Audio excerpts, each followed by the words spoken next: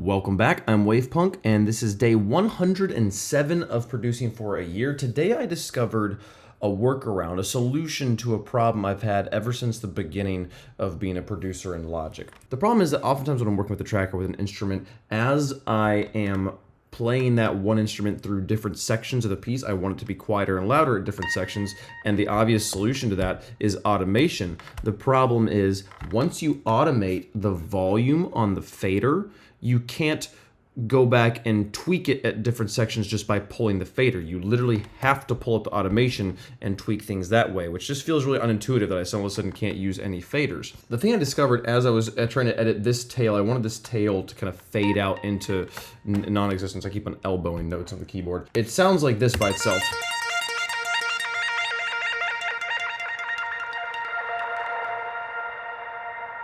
And then now it does that, where before it just kind of just dropped off. Part of making it fade out like that is having the volume decrease, but if you were a keen-eyed viewer, you'll notice that this fader didn't move at all, and it's because I just did a real simple thing. I just put a gain at the bottom of my effect stack here, and I just automated the gain to go down. So as it plays through this effect here, you'll just watch that gain knob turn down, and it functions the same as if I were to do it with the fader. I think the general effect of the volume is the same. But now, if I want to, as I'm playing through this and I'm listening through this as a mixer, go, you know what, I kind of want that to be a little bit louder. I can just sit here and I can pull this up, and as I play through it, it's going to now play through at 4.3 instead of negative 4.5. So especially when it's a fade out like this, doing it with the gain utility is so much nicer than doing it with the volume knob. So use this gain utility. It's very simple. If you're in Logic, you just go down to utility and it's right there under gain. That's what I learned today as I was doing my production. The only other thing I really did today, other than automate that gain to increase and decrease, was I also automated the reverb here to have its dry output decrease as its wet output increased here on the Space Designer. So if we look at that channel here, it's also turned off at first. You can kind of watch it do a flippity floppy here. Kind of fun. That's what creates that big tail echo there.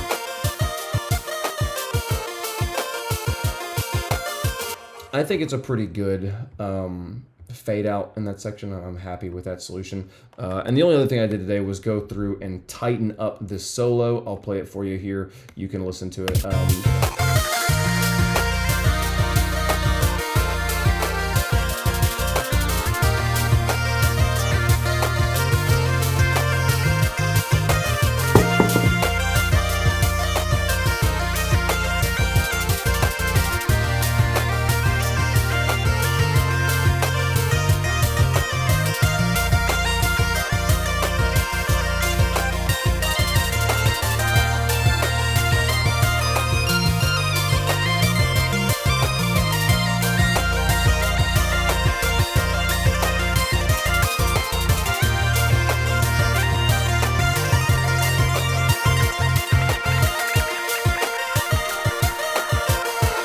Yeah, it's a cool little bit. One trick I did learn here is portamento. When you're trying to get the notes to slide between the notes and you want to adjust the portamento, one thing you can do is go and like literally use an envelope to adjust how much portamento there is between notes. But one other thing you can do is if you just leave it at the same level, this instrument, well, here it's got a lot of reverb. This instrument does have portamento on, does have the legato feature. Or if I separate the notes, you hear how much it articulates each note. But that's not much portamento. It goes pretty quickly between the two notes, which is generally my preference. I don't really like it when it slides between. But every once in a while, I do kind of want it to slide up and down. And one thing I realized today was if I put little intermediary notes in between on pitches I don't want articulated, so if I were to go from this note to this note, I put this note and this note between here, which are not in the key at all, not notes I want actually articulated, but because the machine in a legato mode just takes whatever the last note is played and portamentos up to it, if this note begins at this point, and then this note begins at this point, and then this note begins at this point, you're only hearing this note for this amount, and you're only hearing this note for this amount, which is nothing in this amount of time. And so you can hear the difference between the way that, like, let's say I drag this note over here and then play these two next to each other. You hear Dwena, it just pops right up to it, versus it makes a lot more of a slide in there. So it's a really cool little technique you can use to create portamento that you can really control. If I were to slide these notes back, the portamento would be less. If I were to slide these notes forward, the portamento would be more, which I can demonstrate here just by literally pulling these to here.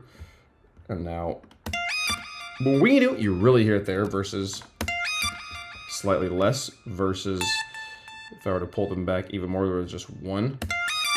Now it's a little bit more robotic. There's a little bit of an edge in there. If you've ever wanted to be able to fine-tune the portamento in your notes, that's a good little technique as well. So some fun little tips and tricks with Wavepunk today. That's all we did today, as this track is getting pretty close to done. I'm excited about it. Thanks so much for watching. See you guys tomorrow. Bye-bye.